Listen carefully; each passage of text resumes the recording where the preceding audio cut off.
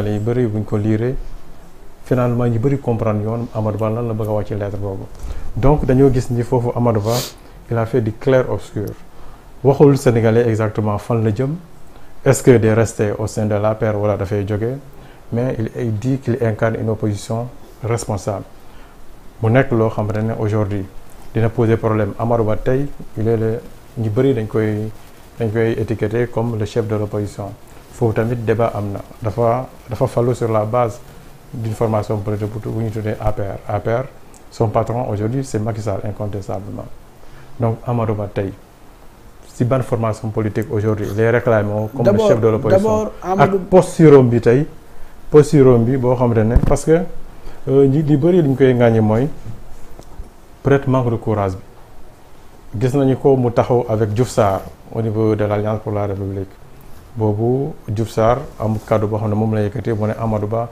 ak man ñun nous sommes candidats à la candidature au sein de Benno Bokk Yaakaar mais automatiquement Amadou Ba da ko tontu mu ne non moom il n'est candidat à rien du tout alors que tout le monde savait que Amadou Ba il était candidat à la candidature mais foofu dafa mel ni dafa rasu foofu donc ce manque de courage boobu noonu moom la souvent sénégalais moom lañ koy critiquer. D'abord pour se rectifier Amadou Ba ne manque pas de courage c'est un homme qui a du courage. Parce que si Amadou Ba n'était pas courageux aujourd'hui il n'allait pas arriver là où il est mooy Amadou Ba bu nekkuloon courageux il n'allait pas résister dans l'APR parce que vous savez Amadou Ba lorsqu'il est arrivé pratiquement il a intégré l'APR en 2014. Pour rappel juste qu'il a été le ministre de l'économie, des finances, de la coopération pratiquement en 2013. Il a intégré l'APR en 2014. La demande de Macky Sall. Il est venu, il a travaillé et il a résisté et il a été d'abord coordinateur de la coalition au niveau de Dakar. Il a gagné les élections référendum en 2016. Il a gagné les législatives comme tête de liste de Dakar en 2017. Et je pense que c'est la première fois que le parti au pouvoir a l'APR gagné à Dakar. Et les 3 fois qu'il sous le soutien de la première dame. Non, tout ça c'est du blow. Tout ça là. Mais la première dame n'est pas politique, n'a pas de casquette politique. Elle vient juste en renfort pour le show politique, pour l'animation, pour l'affaire de Guéwal avec yooyu. Mais jàppale na ko ba avec Mame Mbaye Niang aussi. Il faut ñu préciser ko. xam nga dama wax la loolu. Parce que je parle de la personnalité politique. Je ne parle pas des shows politiques. Je ne parle pas de koo xam ne dafa ñëw pour décor.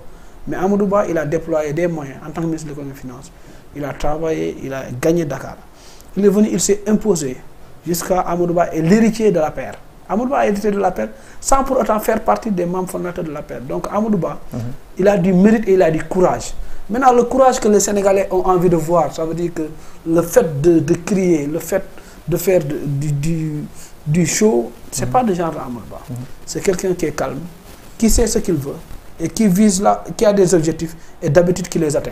Et c'est ça qu'on a besoin chez un soldat, c'est ça qu'on a besoin chez un sportif, c'est ça qu'on a besoin chez un politicien. Tu es arrivé en 2014, tu as été ministre de l'économie, des finances, de la coopération, tu as été ministre des Affaires étrangères, tu as été premier ministre et tu as été tête de liste, tu as été candidat de la grande coalition majorité présidentielle. Donc maintenant, si cette personne, et tu es allé aux élections pour la première fois, malgré que ton camp t'a combattu, tu as eu 36%. Pour moi, il faut qu'on arrête, il faut que ñu bàyyi Amadou Ba amul courage Amadou Ba du guerrier mooy lan kuy gagné guerrier mooy ku am jaar-jaar. guerrier nag du Sénégal nag dañoo yaakaar ne guerrier mooy kuy saaga kuy xas kuy wax. maintenant ci lettre bi dafa wax nouvelle responsabilité. Ça veut dire déjà il a pris ses responsabilités parce que dans cette nouvelle responsabilité c'est lui qui doit diriger cette responsabilité. Dans cette nouvelle responsabilité léegi nag mu ne man am naa 36% pour ñu faram fàcce ko. mais 36% bi. man maay tey chef de l'opposition sama taxawaay laay taxaw. mooy lan sant naa ñëpp ñi ma votal. ñi bokk ak man parti ñi bokk ak man parti ñi bokk ak man gis-gis ñi lépp sant naa. léegi nag opposition laa bokk. léegi nag maa ngi uuf ñëpp ci opposition bi. nu may uufee ñëpp mooy maa ngi ciy woo ñëpp au-delà de APR ba xamante ne sama famille foofu laa bokk. maa ngi leen ñoom maa ngi leen sant di leen gërëm. Benno Bokk Yaakaar maa ngi leen sant di leen gërëm. maa ngi leen ci woo ci loolu. léegi nag dañu war a xam ne mbir mi duñ APR du Benno Bokk Yaakaar mais mbir mi fépp la société civile. mouvement de soutien ASC yi. Tous ces gens-là le Amadou Ba woo pour que cette nouvelle responsabilité lui qu'il va incarner pour que ñu ànd ci pour que ñu opposé wu. léegi nag. am na benn opposition ku ko ciy xaar doo ko ci fekk. mooy xasante dagg sante saaga seen. il sera là mooy lan pour que Sénégal mu bañ a suux Sénégal mu doon boo xam ne opposition boo xam ne day indi ay contributions day indi ay éléments positifs yoo xam ne parce que tamit il faut savoir que y a deux types de homo-pastéfiens. Il y a des gens de Pastef qui sont peut-être ñi électorat bu réfléchi bi ñooñu lay waxal waxul les moutons de parti régional ñoo xamante ne ay xar lañu ñoo waxul ak ñooñu. Il parle des gens ñoo xam ils ont voté Pastef parce que ils savent la croissance ils connaissent l'économie xam nañu tuuti am nañu xam-xam.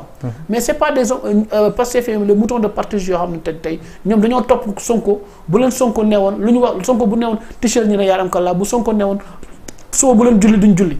bu Sonko ne woon bàyyi leen seen yaay ñu bàyyi seen yaay bu la Sonko ne woon bàyyi leen seen papa non il ne parle pas Amadou Ba ne vise pas cet électorat-là. Et aussi l'objectif aussi du président Amadou Ba c'est aussi de réunir une très grande opposition. L'objectif c'est de préparer les législatives bien sûr les locales à venir mais notre principal objectif c'est de dire que lui là où il a échoué en 2024 il sait pourquoi il a échoué et lui c'est pas un échec. Là, il revient mentalement, il revient fort pour l'an en 2029, il puisse se repositionner. Parce que aujourd'hui, Sénégal, bu eggee fu mu egg PSE bi bu ko amee moom moo ko bind. Parce qu'il faut le dire. Sur la vision du président. Non, je dis, la vision du président, c'était le yoonu yokkute. C'était Mimi Touré qui était là, qui avait écrit ça. Il y avait Djabira, il y avait Doudou Ka. Lorsque nous sommes venus au pouvoir en 2012, c'était avec le yoonu yokkute. C'était le cabinet Doudou Ka, les Mimi Touré. Mais dem nañ ba 2013 gisuñu dara. Président était obligé d'appeler Amadou Ba pour que mu ñëw mu ne ko Amadou je veux que tu viennes travailler pour moi. loo xalaat mu ne ko il faut qu'on change ça comme le PSE. loolu mooy indi PSE. Amadou s'est enfermé. PSE c'est une idée de Amadou Ba. C'est une idée de Amadou Ba. Et lorsqu'il est venu. Il a réuni l'administration parce que il a du respect pour l'administration parce que aujourd'hui on nous parle am na ñoo xam ne jóge nañu France am na ñoo xam ne jóge nañu Europe pour bind projet. te les gens qui ont écrit le PSE aujourd'hui bi gouvernement bi di liggéey tey ñoom c'est des fonctionnaires de l'État c'est des Sénégalais de bon teint. mais PSE bi dañ ko jox benn cabinet. amul benn cabinet bu ko amul benn cabinet bu ko bind. le PSE xam nga ñoo ko bind. Amadou Ba moo chapeauté affaire bi. woo ñoom Moustapha Ba qui a été ministre des Finances. woo Ablaye Samb qui est le secrétaire général des Finances actuel. woo Maguette Niang qui est le frère de Pape Alé Niang qui est le directeur général du budget. woo le feu Pierre Ndiaye. Même jusqu'à le jeune qui est le brillant qui est là comment il s'appelle le ministre des Finances. Cheikh Diba. C'est des gens qui ont conçu le PSE, qui ont écrit, qui ont participé à l'élaboration du PSE. Il y a aussi Bamba qui est maintenant, si je ne me trompe pas, en Belgique. C'est des jeunes, des Sénégalais de bon teint. Des fonctionnaires ñoom ñoo ko bind Amadou Ba chapeauté leen et aussi ils sont dem gis chaque ministère ñu xool ñi fa nekk ñu laaj sa programme laaj lépp dajale ko loolu moo indi PSE bi ba pare mu jëlaat leen ba pare en tant que ministre de l'économie finance yóbbu leen club de Paris te bu mu koy def tamit dañuy fàttali il a amené avec lui dans ses bagages dem lebi fa xaalis bu bëri waaw mais lépp xaalis pour am na fu ñu ko dugal parce que y a eu des progrès significatifs le Sénégal est quitté d'un point A à un point G jël ay journalistes ne leen lu may def lëndëmul yóbbu privé yóbbu chaîne privée yóbbu RTS yóbbu 2S yóbbu ñëpp dugal leen ci avion yóbbu leen pour lan pour que ñi xam lu ñuy def PSE amul lenn lu ci lëndëm les gens sont appropriés des PSE il a bien travaillé ce qui a valu que ak Macky Sall a eu un deuxième mandat en 2019 et ce qui a valu que aujourd'hui même FMI lorsqu'ils sont venus ils ont félicité le travail de Amadou Ba boo déggee ils ont cité même le nom de Amadou Ba FMI mooy seen revue yi passé yi et FMI bu mu ñëwee aussi tamit ci programme